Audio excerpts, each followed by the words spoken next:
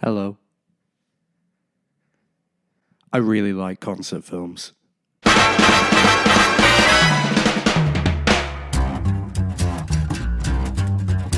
Concert films. The films that film concerts of all time.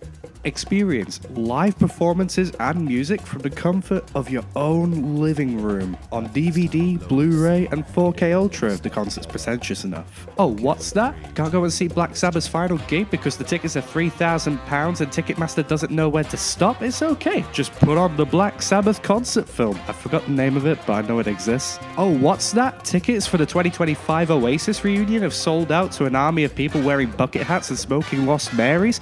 Well, guess what? Just put on the Oasis Nebworth 96 concert, because guess what? Liam and Noel don't fight during that. You'll be fine. Oh, and what's that? You, sir, over there. You can't go and see Nirvana live because Kurt Cobain is dead? Yeah, that's a pretty valid reason. Well, guess what? You can sit down and watch any 4 of the Nirvana live shows, 5 if you want to count the Muddy Banks and the Wish Car, but God knows why you'd would. There are so many of these amazing concerts that cover so many different genres by so many bands and artists. But you do have to stop and consider for a moment. Which one's the best? Like, granted, there are so many covering so many different genres, but surely there is one concert film out of the entire history of concert films that really do stand out above the rest. So what could that be?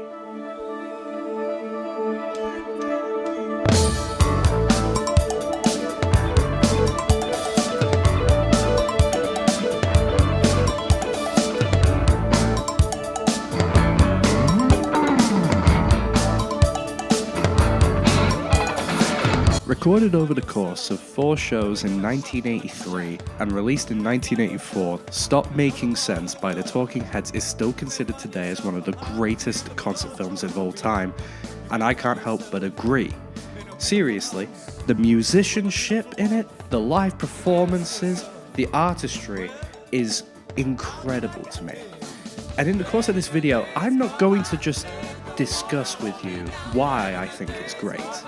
I want to discuss with you why I consider this the best, the definitive best. Obviously, with so many different concert films out there, how do I do that?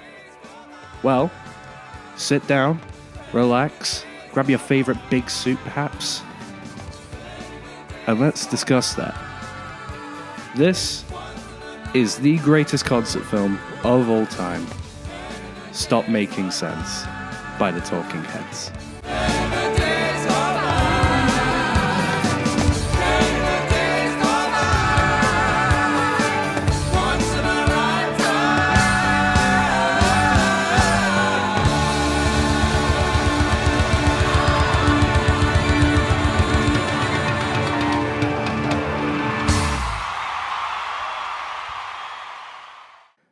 Let's start with a very brief history. The year is 1973, and a lot happens in 1973. It's the end of the Vietnam War. It's the 10th anniversary of Doctor Who, where the Doctor is fighting this man, and it's the 10th anniversary of the time that JFK got vibe checked from across the map. A lot happens in America in 1973. However, in the state of Rhode Island, not much is happening, to be honest with you. However, in the Rhode Island Institute of Art and Design, 2 men are about to meet. These 2 men. Meet David Byrne, musician, artist, and the wiggliest man you've ever met, along with his friend, Chris France, artist and drummer. They decide, let's form a band together. Let's be called the Artistics. And let us be the best band that will ever exist. And of course, that led to absolutely nothing. The Artistics didn't do anything after that. They stopped doing the Artistics in 1974. Anyway, in 1975, Chris and David moved to New York City, with Chris's girlfriend, Tina Weymouth. And they decide, hey, let's do that band thing again, but let's do it right this time. They start looking for a bass player, and lo and behold, they didn't find anybody. But Chris's girlfriend, who's she? Why? It is bass player and girl boss extraordinaire, Tina Weymouth. They decide Tina can learn to play bass and join the band. Sounds good to me. And as such, by 1975, they have released their first single, which I'll be honest, like, you can't really pronounce it. Unless you're very fluent in wingdings, about as close as I can get is Love Building on Fire. By 1976, another member has joined the band, Jerry Harrison, former guitarist for The Modern Lovers, a proto-punk band, if you will. And by that same year, they are performing one of their first gigs, opening for the Ramones at CBGB's, which became a rather renowned club, especially when it came to the early punk scene in New York, which kind of led to the band being kind of folded in with other punk bands of the time, which, if you know Talking Heads, I don't think they're that punk. I mean, it's up to you, your definition of punk, but personally, like, really punk? Anyway, 1977 rolls around, and Talking Heads finally produced their first ever full-length studio album, Talking Heads 77, so that way they remember what year they made it in. This album was already off to a great start, considering, in fact, one of the biggest hits from the album was Psycho Killer, literally one of the most famous songs they ever did, and what a song it is. After this album, we begin to see a slew of amazing albums from this band, including more songs about buildings and food, Fear of Music, and Remain in Light, which is particularly of note, as it contains one of the band's cult classic hits, Once in a Lifetime, which has definitely the music video of all time, I can't lie to you. However, since we're talking about Stop Making Sense specifically today, we need to talk about what brought all of this into being, and that is their 1983 album, Speaking in Tongues. This album was a smash hit, and can you blame it? It's incredible. Considering the fact that one of their best-selling songs was Burning Down the House, which was featured on this album along with...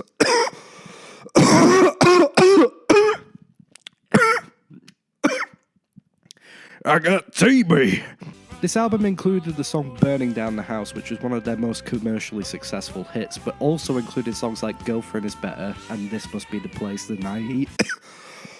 I shouldn't be recording this if I'm...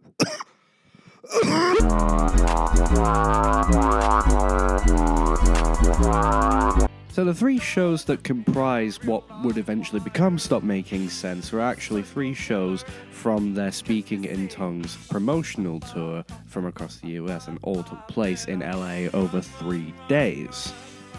So with that little brief summary of the Talking Heads, shall we talk some heads?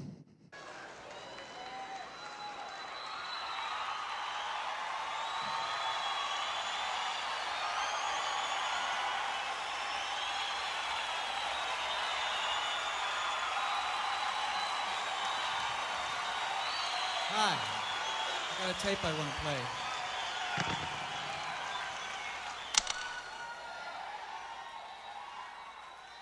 At last we are on to the show, the thing that this entire video is based on, and oh, I'm ready. So, the film opens up. It's actually a very calm, serene atmosphere, considering the fact it's a shot of the floor. And the credits start to roll, and we begin to see all of the names of the performers. And then you get to the name of the director, Jonathan Demme. Now, that name might ring a bell, Jonathan Demme, because he directed Silence of the Lambs. That Jonathan Demme, director of Silence of the Lambs. It's insane. This is like on a comparable level, because I'm a Doctor Who fan, in case you can't tell. and I found out that Hans Zimmer was one of the composers for Doctor in Distress, which if you know your Doctor Who lore, oh boy, that is juicy stuff. So, credits are over. It's time for the first track. And what track are we picking? Psycho Killer, qu'est-ce que c'est? Psycho Killer. Of course it's going to be Psycho Killer. It's like the Talking Heads song. Everybody knows it. Even people who make those weird edits of Evan Peters as that one murderer from America that I forgot the name of. Something to do with acid barrels. That's what I remember. But yeah, Psycho Killer is our first song. And of course, here is the band. David, where's the band? David, there's no one behind you, David. There's no one behind you, David. There's no... David, the band isn't there, David. Hang on.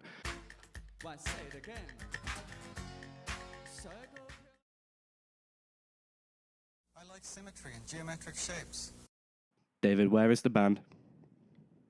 I wanted my head to appear smaller. Okay, fair enough.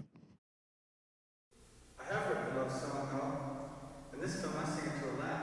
So yeah, the show opens up and it's just David Byrne and an acoustic guitar and a boombox playing an 808 drum machine loop. What's going on? Well, believe it or not, this is actually one of my favorite aspects of this concert, and that is building music. So, it starts off very simple. It's David Byrne, an acoustic guitar, and an 808 drum machine loop playing on a boombox. It is about as stripped down as music can get. You have a beat, you've got some chordal action going on with the guitar, and you've got the singer. It's about as stripped back as you can get for a song. And as the concert slowly goes on, as you'll see, more and more members and more instruments are being added throughout. And it's this amazing insight into how musicians can work and how music works, which is funny because David Byrne actually has a book called How Music Works, which, I mean, if that doesn't say anything, come on. It's such a unique attribute that, as far as I can tell, only this show has, because every other concert film I've seen is very much just the band walks on, plays song, plays another song, plays another song, plays another song, plays another song, plays another song, plays another song, funny joke, plays another song, plays another. Whereas here you're getting a gradual build-up, and you can feel that build-up with every song. When every new member gets added, you hear something new, and you begin to like wonder, oh, what they're going to play next, or how are they going to play it? Because if they're starting off with a extremely stripped-back version of Psycho Killer, who knows what they're going to play next and what they're going to play it with? Like, as far as I know, that bloke from Slipknot with the bin is going to come out. I don't know, and I'm on the edge of my seat here, David, what's going to happen. This version of Psycho Killer is certainly an interesting one. It's not the first time David has performed it solo, though. There is, of course, the infamous time where David Byrne took off his skin to perform Psycho Killer solo on live television. That's not a joke. David Byrne took off his skin to perform Psycho Killer. You could only do that if you are David Byrne. It's a very good rendition of Psycho Killer, to be fair. The acoustic guitar sounds great, and I think it's going through an amplifier as well, so you can actually hear it. I can't lie, David by himself is a very good performer, and honestly, this is an amazing start to an amazing show. So I feel like I should rank these.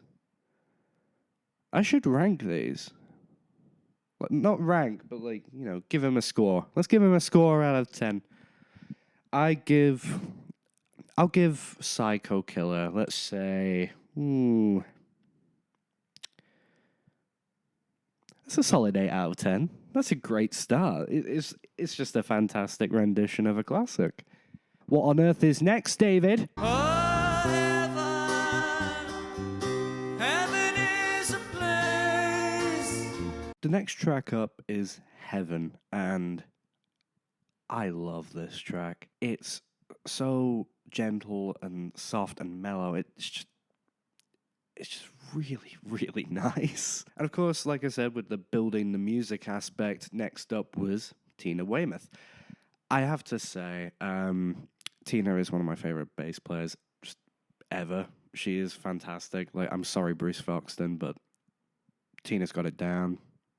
Tina's got it down. I mean, it's kind of strange because with Heaven, it's like you could 100% see just David on stage playing the acoustic guitar again, but there is something about the bass line that Tina adds that just genuinely adds to it. I did also notice the fact that the backing singers, who I'll have to put like the names here because I'm really sorry I forgot. You can hear them singing on this, but they're not on stage, which is kind of strange. Like if you were going for the angle of building the music, like kind of maybe the visuals of it as well, like having them on stage as well, might have been a good idea. But Heaven, I would easily say, is a 9.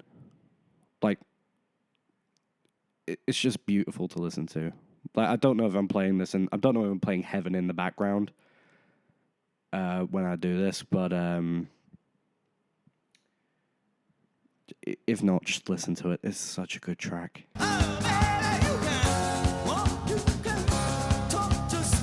Thank you for sending me an angel. Oh, I love this track so much. It's just like you have two quite slow, quite mellow tracks, and then you've got Chris Frantz walking in on the drums in that very brightly colored and frankly just ill-choiced polo shirt. What are we doing, Chris? What are we doing? Because we're not doing that, are we, Chris? But thank you for sending me an angel. It's just nothing like the first two tracks. It's just this absolute manic drum beat. You've got a nice thumping bass line, and you've got this amazing guitar action with David. And David's vocals on this track, like, his vocals were beautiful when it came to Heaven. But here, he's just going ham. He's just going wild. I love it. I was going to talk about this later on in the video, but I feel like I should talk about it now. The energy of this performance, off the rails. We will get to tracks in the future, and it's like you wouldn't think that they were like halfway through the show, because that energy just runs. It runs through the entire thing, and you do start to see this energy with Thank You for Sending Me an Angel. In case you're wondering why I'm pointing off screen, I've got my copy of Stop Making Sense. I'm reading the track list as well. This is me making sure I'm on track. But yeah, Thank You for Sending Me an Angel. Fantastic. Thank You for Sending Me an Angel is easily a 9. It's easily a 9 out of 10. It's such a good track. And like I said, it's the energy for me. It's just so fast and furious and just absolutely manic at points. And, oh, yes, we start to see it with this track. Next track, David. It helps save a relationship and may never again. Found a Job. It's not really one of my favorites in this, I can't lie. I know I said that, like, the show is incredible, and it is. Like, I would still give, like, Found a Job, like, a 7 out of 10. Like, it's a great track, but I think I'm not really the biggest fan of this one. I don't know why. It's the only one, I think, out of the entire album, or the entire concert, that I'm just not a fan of. And it's kind of weird as well, because this is again, building the music, and we've got Jerry coming on stage. Thing is, with the previous 3 tracks, you kind of noticed what has been added. So, like, when Tina comes in and she's providing a nice bass line, and then Chris comes in and obviously he's providing the drums, but then Jerry comes on and he's like playing one note. I will give this song benefit of the doubt, though, because Talking Heads is kind of known for having slightly funk-inspired tracks, and This is one of the first funk tracks that we get in the concert, and you know what? It's still welcomed. I'd still give it a 7 out of 10. Even though I might not be the biggest fan of this track. Maybe you are. But personally, for me, oh, what am I saying? Of course I love this track.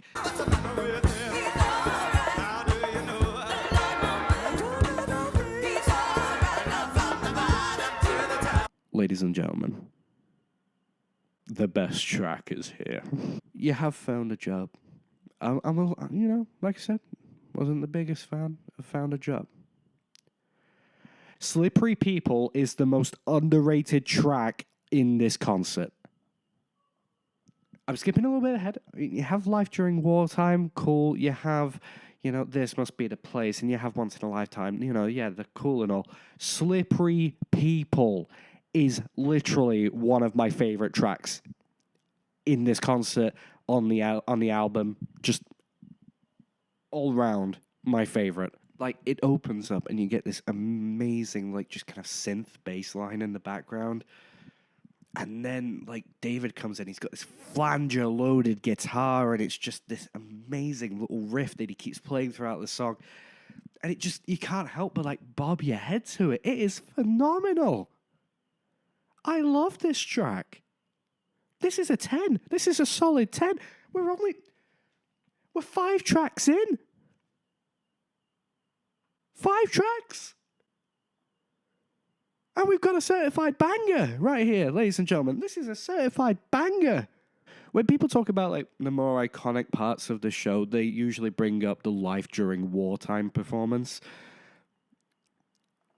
If we're talking just absolute musical bliss, Slippery People from Stop Making Sense, that's where it's at. That is where it's at. Slippery People is the one track. However, I will say that if you listen to the album and then watch the concert, you do notice the most difference with. You actually notice there is a lot more of that synth bass line that I really like that's more present on the album version than it is in the concert version. I don't know why that is, but I really enjoy it. And that's another point I should really make. You should listen to the album and watch the concert, because you do get differences and you do get different versions, and it's so worth it, seriously. Anyway, like I said, Slippery People, 10 out of 10, one of the best tracks. I absolutely adore it.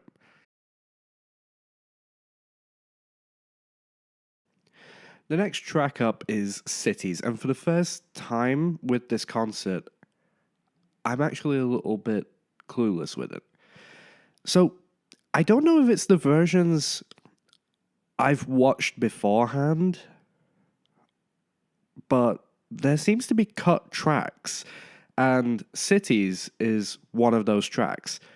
There's a grand total of about 3 cut tracks on the entire concert, and I don't know whether or not they were cut for time or for some other reasons, but being honest, Cities is a very good track.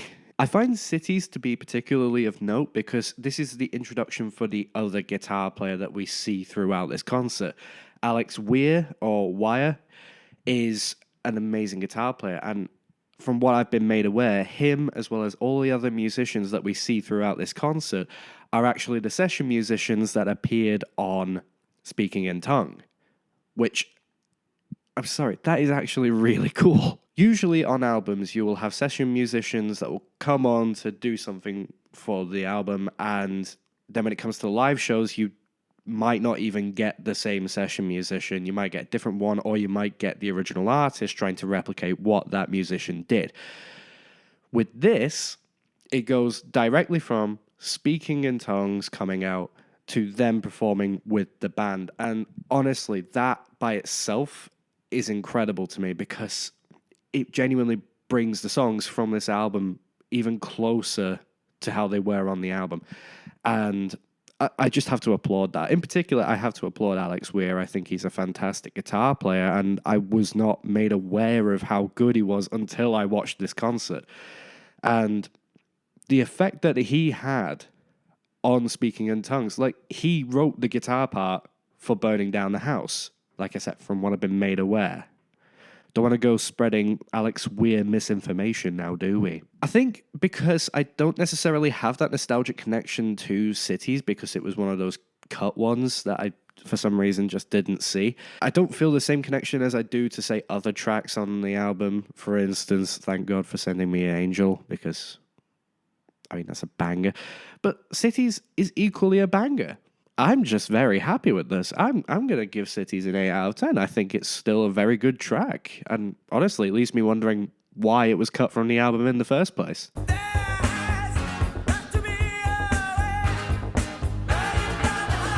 Oh, ladies and gentlemen, the time has come. It is time for Burning Down the House. Oh, I love this. Do you remember I was saying earlier that energy just continues? And I said that back in track 3. I think this is track 7 now. It hasn't stopped. It's going to keep rising. It's going to keep rising. But, Burning Down the House. If you were a Talking Heads fan at the time and you were going to see one of these concerts, chances are you were going to see it so you can see them perform Burning Down the House live. And I have to say, I am genuinely impressed by this track. It is so good to listen to, and it's especially good to see performed live. Like I said earlier, what you've got to consider is the session musicians for this concert were the session musicians for Speaking in Tongues. So this sounds one-to-one with the album. If you're going to see an artist live, you want to hear pretty much what you hear on the album, but you want to see it live. You want to be impressed by the musicianship, and sometimes you'll see bands that will, tune down, they'll change parts, or they'll pass parts along because there's not enough people in the band. But with this, utter perfection. Burning Down the House is about as cool as it can get for a live performance. Everyone's on top form. In particular, I have to give incredible credit to Bernie Worrell, who's playing the synthesizer, because he's just going off.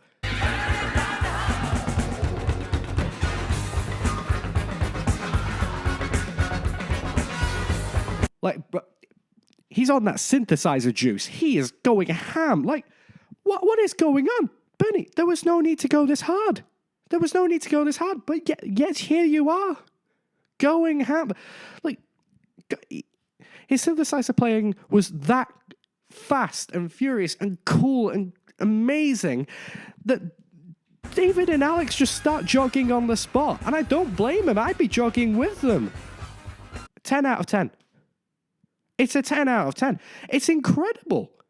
Genuinely, a fantastic performance. This is, in my opinion, where just everything goes from flying altitude to space. That's where it goes. And, you're in for the good stuff now, boys.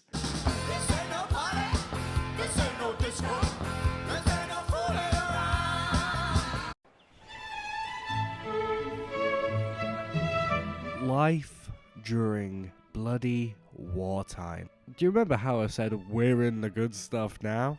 This is what I meant, because Life During Wartime is that one track from this concert that I think everybody knows. It's just so fast-paced and full of energy. The energy I was talking about earlier, they turn up to 11 with this track. David just starts running. They're all running. I don't know what are they running from? What are they running from? Jerry. I'm sorry, but a song is hyped when just everyone who's performing it, let alone the crowd. We can't see the crowd. But when everyone performing it is just running, it's just amazing. It's funky. It's got these brilliant moments where it's just, the music might stop, and then you've got Alex doing some cool stuff on the guitar. The bass line comes through. Amazing synthesizer work. Jerry actually plays the synthesizer in this one, I believe, and it is fantastic. Honestly, this is what I mean. This is actually the number that introduced me to stop making sense. I was in university, and this is what they showed us as an example of brilliant live performance. Like, quite literally, this is the textbook example of an amazing live performance. It's a 10. Of course it's a 10. It can't be anything else. It is 10 out of bloody 10. Next track, David.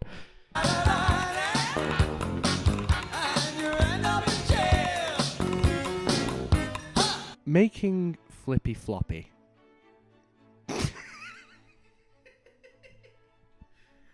I said earlier that Talking Heads is kind of renowned for making funk tracks, but along with making funk tracks, they just make weird tracks. Like, it's funky, don't get me wrong, but it's just a weird song. I do love it though. It's very vibey, and it's, again, Tina. Tina is coming through with it. Just this amazing little bass line that just carries the whole song. I love this track. I'd probably give it like an 8. It is a fantastic track. Is it the most memorable? I mean, it's memorable considering the fact it's called Making Flippy Floppy, which my little immature mind is entertained by this. Thank you.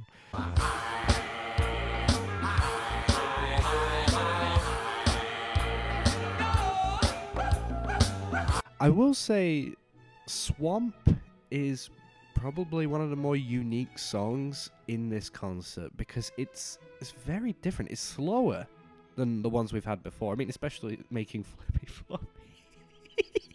I kind of describe this song as like, it's very bassy, and it's got this kind of marching beat to it, and again, David just kind of really does go off a little bit with this one. He's walking weirdly around the stage. He's making the David Byrne noises. I will give him that. But like overall, like it's kind of a weirdly good song, and it does get stuck in your head. It's mainly the bit. It's the chorus. The chorus does get stuck in your head because it's one word followed by a David Byrne noise.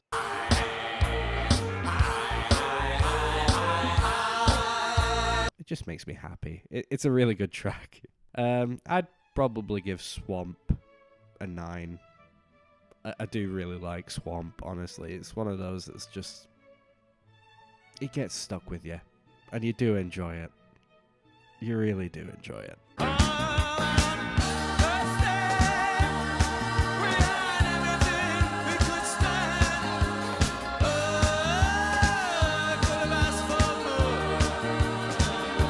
Okay, according to my track list now, we are on to disc 2 or side 2. And we've got another banger here, boys. What a day that was. It's just immediate, in your face, just bang, the song started. It's so just brilliantly fast paced. And here is where I think I should talk about something else. Another attribute in the concert that I just absolutely love, and that is just the way it looks. It is so unique to itself. With a lot of concerts, it's usually fairly standard. You might have a backdrop of the band's logo, or you'll have like fairly standard stage light. What the I am being haunted by numerous ghosts.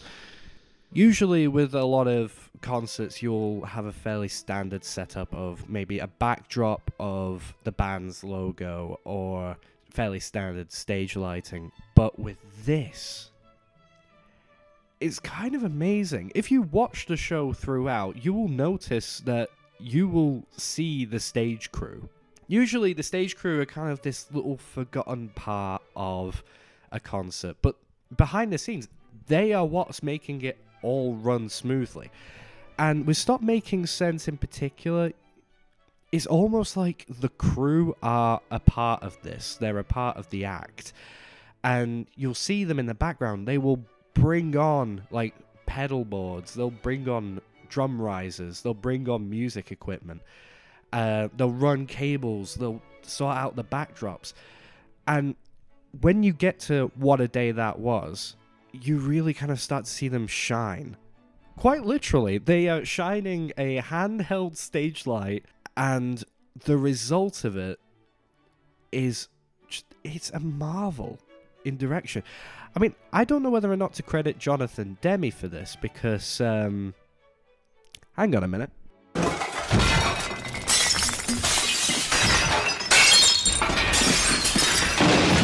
My copy of Stop Making Sense comes with this little booklet, and inside the little book you've got these.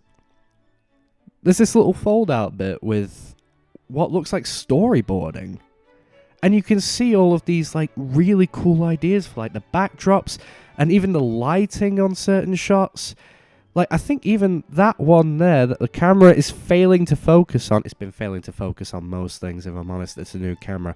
But like a couple of those are from What a Day That Was, where we see like these lights casting the shadow of the band on these big backdrops at the back. And it just looks incredible.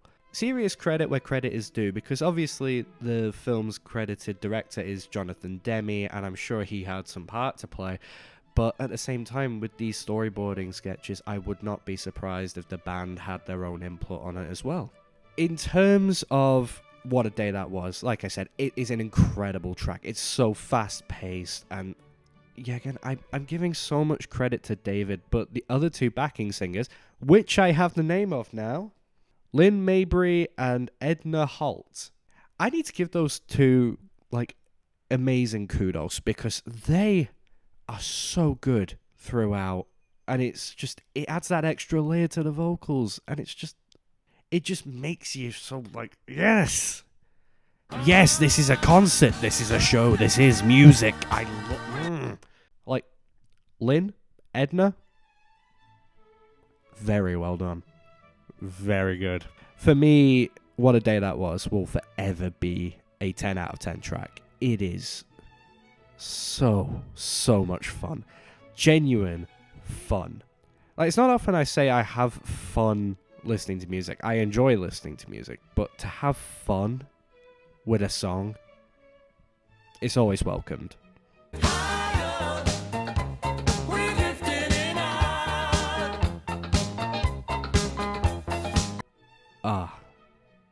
The next track. This Must Be the Place, Naive Melody. Oh yes. This Must Be the Place is, in my opinion, one of the most unique songs that the Talking Heads have ever done, because it's a love song. And it's also my favourite love song of all time. It just fills you with absolute joy, and you've got this beautiful little guitar bit, which for some reason in this performance, this little like tinkling guitar bit is played by Tina Weymouth. Also, being a music gear guy, she's playing a Fender Swinger. Like, where do you buy a Fender Swinger? They were made for like 1 year using spare parts. Where did Tina get that? Probably from Norman's Rare Guitars, the only guitar. It has this wonderful little guitar piece under the entire song, and of course you've got these lovely, like, whimsical. It is whimsical, the synthesizers. It's just so calming and relaxing, and you're listening to these lyrics, and it just fills you with some kind of joy, and it's honestly just worth listening to on its own. The original track on the album is equally as beautiful, but yet again, because you have the session musicians that were in the original version, the song comes to life on stage, and it warms my heart. It just does. I wasn't expecting this video to be so wholesome, but genuinely, like, so much of this album it just makes me happy to love music. I know I made this whole thing with, like, trying to explain in reasonable terms why this concert is what I consider to be the greatest concert film of all time, but so much of it is so personal to those who watch it. And with me specifically, it's just one of those that's like, it connected with me on just this lovely little emotional level, and to put some of it into words is quite difficult. But, you know, if you can, by any means, watch this concert. Listen to the album. Listen to the album of the concert, too. Because it's just so worth it. Honestly, this song is a 10. An 11 even. It is so beautiful. Really, really beautiful. Letting the days go by, let the water hold me down. Letting the days go by, water flowing underground. Are y'all ready to go absolutely Skengo mode? Once in a lifetime. Oh yes. Like I said earlier, this was kind of a cult classic hit for the Talking Heads. It wasn't necessarily too popular when upon first release, but when it got that music video that I mentioned, MTV, man. MTV couldn't stop. They just had to keep playing it. They had to keep playing it and make it an absolute bop. It's always been an absolute bop. Listen to the entirety of Remain in Light. It's such a good album. But this version, if you've listened to the original, is kind of weirdly different, but kind of in a way that I really appreciate. It's definitely longer, and you do notice that there are lyrics that are repeated, like, quite often. They're repeated in the original, but in here, they're kind of repeated a lot more than that. And throughout this track, David kind of presents as the character that he plays in the music video. If you've never seen the music video, David Byrne, from what I recall, he said he was inspired by preachers and the way that they moved and the way that they talked. And in this performance of Once in a Lifetime, he replicates that perfectly. He is on top form throughout this track. And of course, Lynn, Edna, going ham with the vocals. We love Lynn and Edna here. We are Lynn and Edna stans, and I will hear no bad words about them. You hear me? No bad words. We love them. We love those vocals. It's a 10. I'm not being biased here. There's just no other way to look at it. Once in a Lifetime, 10 out of 10. Amazing performance. I'll be honest, I don't think you can get much better. It's just incredible. Hang on, let me check the track list. My apologies, ladies and gentlemen. It does in fact get better. Is anyone out there? So next up we have two tracks that are actually joined together, weirdly, so doing them at the exact same time. And as well as that, do you remember I mentioned there were cut tracks? These were another two that were cut from the original, from the version I watched at least, which was Big Business and I Zimbra. Now, starting with Big Business, I do quite like it. It's definitely got a nice funk to it, but I I just kind of laugh whenever I watch this because David has a delay on his guitar, and he works that delay. Like, he's not going ham, he's going gently.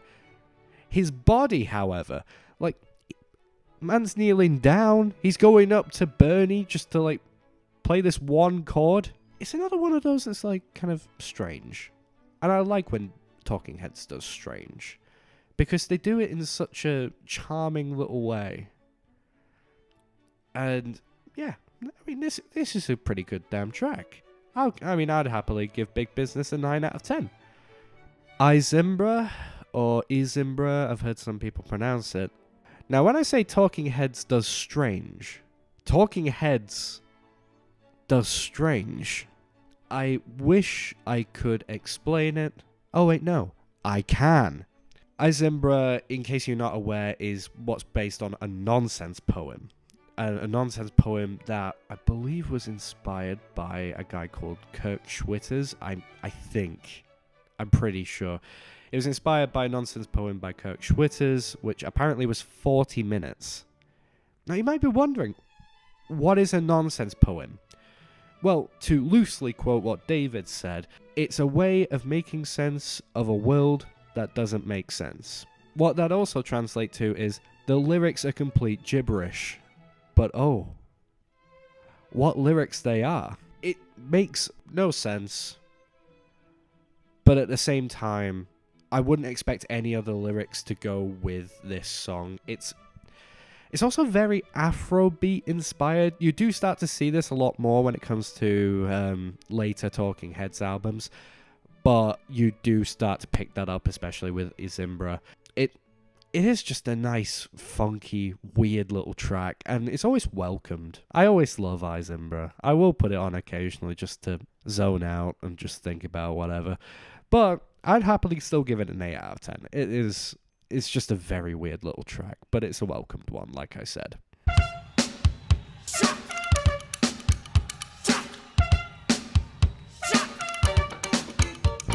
Stop. It is no longer Talking Heads. Well, I mean, it is. It's a Talking Heads concert. But another band features TomTom Club. The TomTom Club was formed in, I believe, the early 80s and was formed between Chris France and Tina Weymouth. And they had this little solo project together, the TomTom Club. Now, thing is, in some ways, the TomTom Club is more famous than the Talking Heads. Now that might be weird, but the song that the TomTom Club are going to perform is Genius of Love. And you've heard Genius of Love. I don't know how many times you've heard it, but you have heard it in potentially hundreds of different songs. If I remember correctly, Genius of Love is one of the most sampled tracks of all time. You know what? Good on you, Chris and Tina. Well done. Like, good on you. As well as that. Speaking of Genius of Love, what a banger. It's just a really good synth track. It's got this weird little synth line that they play over the top, and it's just really, really good. It really does demonstrate to me, however, how good a musicians that Tina and Chris are by themselves. I mean, I always know we stan Tina. We stan Tina. We love Tina Weymouth.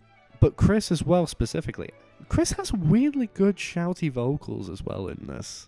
Like, he hasn't really said much throughout the entire show, but then all of a sudden he's like, it's vocal time, baby. Let's go. It makes sense for the TomTom Club to perform this during Stop Making Sense. Genius of Love was a very popular track from the TomTom Club, so to have both members of the TomTom Club there, plus the session musicians, it makes total sense. So I'm going to give Genius of Love a 9 out of 10. It's a forever welcomed banger.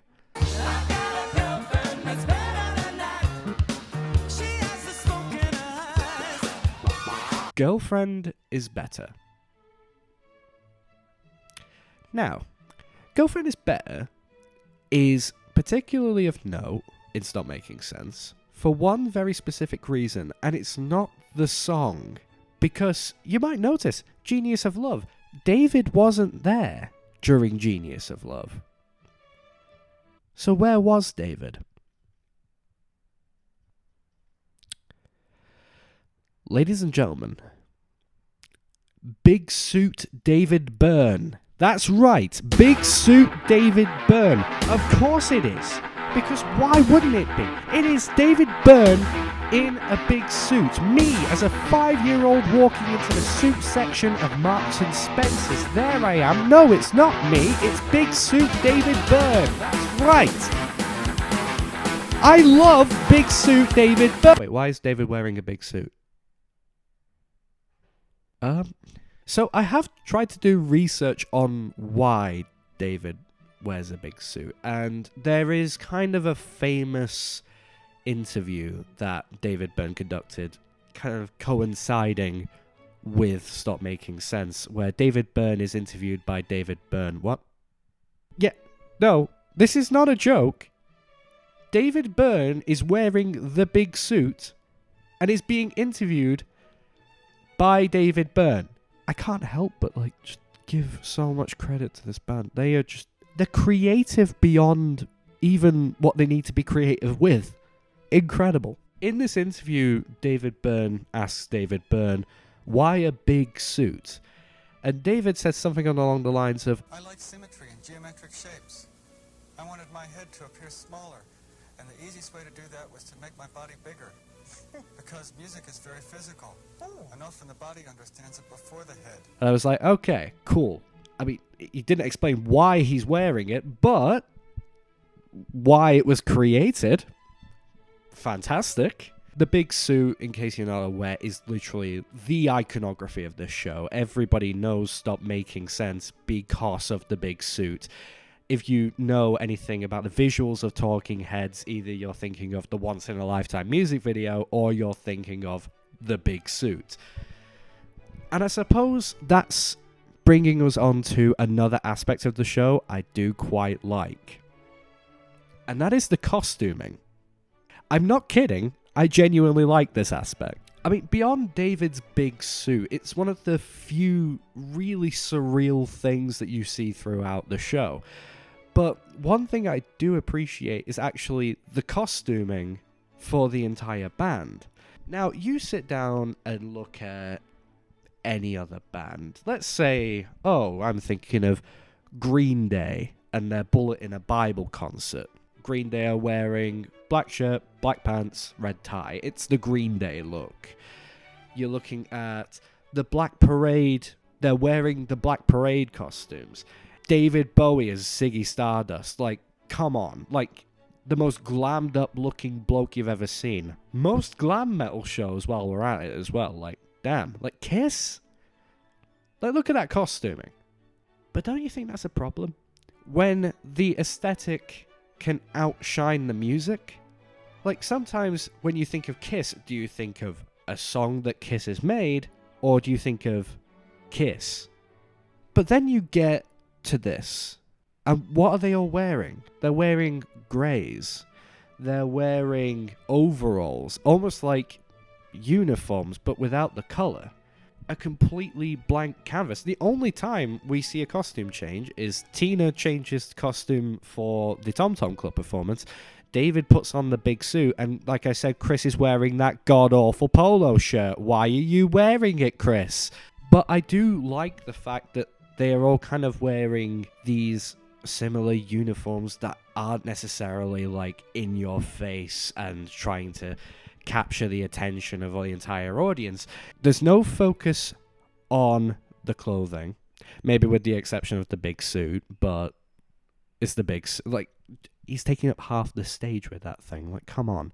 But for the majority of the performance, it's in these fairly bland-looking outfits, but the plus side of that is all of your attention is on the musicianship. It's on the music itself. And part of me does kind of appreciate that, in the idea that it's not performative costuming. It's just, I'm wearing clothes. Here's an absolute bop. Now, in terms of Girlfriend is Better, I love this track. It's so good. It was that good that the Japanese made a commercial with it, with David Byrne in the big suit. Stop making sense. Stop making sense. Stop making sense. Making sense. 間違いはすぐに謝る好青年。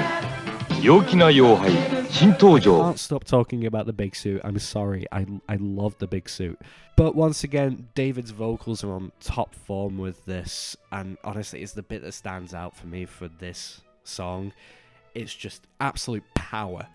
Yet again, like, we still have another 2 tracks. I believe there's about 19 songs in this concert. And yeah, again, that energy is on high. And I feel like he was reinvigorated by the big suit. That suit holds power that only David Byrne can harness. The vocals, like I said, are just on point, and there was this amazing kind of weird mix of a synthy bass line and a regular bass line, and it thumps, and it's just, you sat there and just, go for it, David. It's a 10. It's a 10. It is a 10. Girlfriend is better, but nothing is better than Girlfriend is better. Or is it?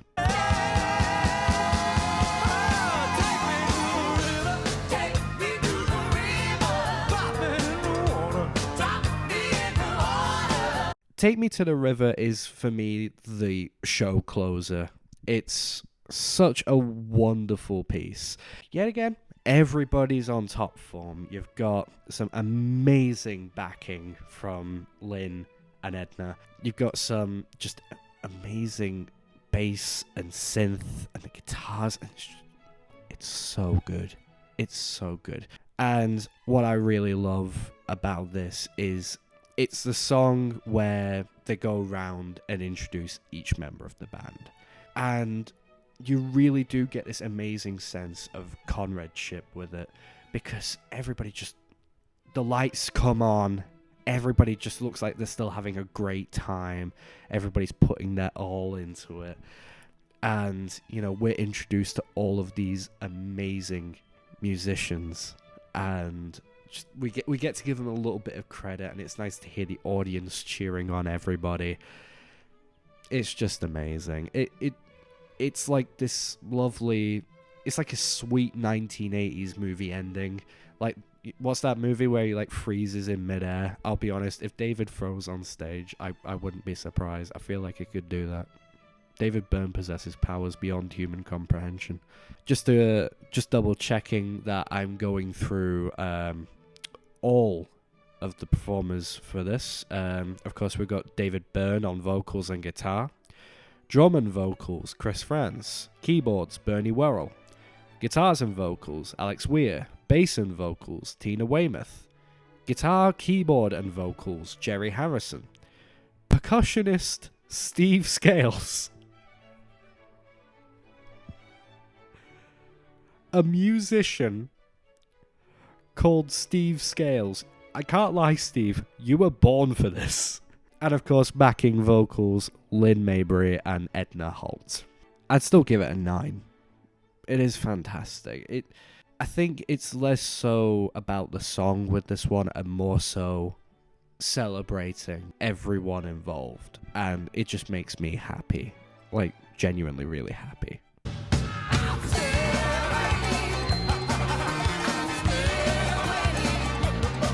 Our last song is Crossey and Painless, and I feel like this is the perfect song to end on. A lovely, just fast-paced, happy-sounding song. It's just great, and it's here as well. You kind of see like all of that music coming together once again, and everybody playing just a really good part in it. You've got David, you've got Lynn and Edna giving some amazing vocals, amazing bass line, and a nice little guitar part as well. The drumming, of course, has been on point throughout the entire show, but it's equally as good here. I'll be honest, I'd still give this song a 9. It's just really good. After listening to every track on the album, this feels like something proper to end on. Thank you. Does anybody have any questions? So, in conclusion, how do I even conclude this? Because I set out to try and explain to you how this is the greatest concert film of all time. And I'll be honest, I don't know if I could ever do this justice. The feeling of watching it, the feeling of getting this connection with it, where just every song gets you hyped up and just makes you feel what that song is feeling. And to have this collection of amazing musicians come together to do what musicians do best, and that is perform live, and to demonstrate that it's not just, it's not just post-production magic that makes the song sound amazing. It's these guys, and my God, do they demonstrate it amazingly. I know it might not be as concrete a conclusion as some might have hoped, but the best I could say is watch it. I don't care what genre of music you listen to. It could be as far away from some of the Talking Heads songs as you like, but the thing is, I feel like any musician could sit down and watch this. I mean, some of the stuff I listen to, like, I'm a fan of The Jam. I like, Talking Heads. You know, I like The Jam, I like Nirvana, I like Oasis, and yet for some reason this show just keeps pulling me back in. I have watched it so many times, I've listened to the songs so many times, and the songs regularly get stuck in my head. And I just hope that this video, in some way, shape, or form, will bring new people to it. Because, my God, does it deserve it? It really does. If you're ever out and about and you see a copy of this, or you see it on streaming at some point, for the love of God, buy it. Watch it. And you'll see exactly what I mean. Because no matter what genre you're listening to, no matter what you play or what you like, hell, you might not even be into music. Maybe you're a film buff. This is a film for you. And I genuinely believe that. That's all I have to say on the matter. Experience that personal connection with it yourself. Because you will find it with this concert. And I mean that, really. I'm going to start having the credits rolling here, but I want to say thank you for watching this. If you have watched it all to the end, that credit to you for dealing with me. But in particular, I want to thank quite a lot of people here. In particular, people who have subscribed to me because of my previous video, which was my Stratocaster documentary. That was a university project. The Stratocaster documentary was a university project, and I uploaded it to YouTube, but it was meant to be uploaded privately, and I forgot to click to upload it privately, and I just uploaded it publicly on accident. It was meant to be unlisted so my professor could look at it. It's currently sat at 30k views. And through that video alone, I've gained about 200 subscribers. It doesn't seem like a lot, but for someone who has just been using this YouTube channel to post random nonsense for a number of years, it's kind of weird to me that people are subscribed to my channel because of something I made and put a lot of time, effort, and passion into. And so I genuinely just really have to say thank you to all those who have watched that video and subscribed. And, you know, thank you for watching this one. And I hope you subscribe, because honestly, I am planning on making more of these. Well, more videos. Maybe try and be a little less like ranty and ravey if I can, but I find that very difficult too. So, I mean, will I be uploading more? Yes. Do I have a schedule for that? No. But I do have plenty of ideas, and I do want to talk more about like things I genuinely adore. Stop Making Sense being one of them. So, yeah, if you're up for that, and when I eventually do upload another one, yeah, hopefully you'll see it. Thank you very much. Bye-bye.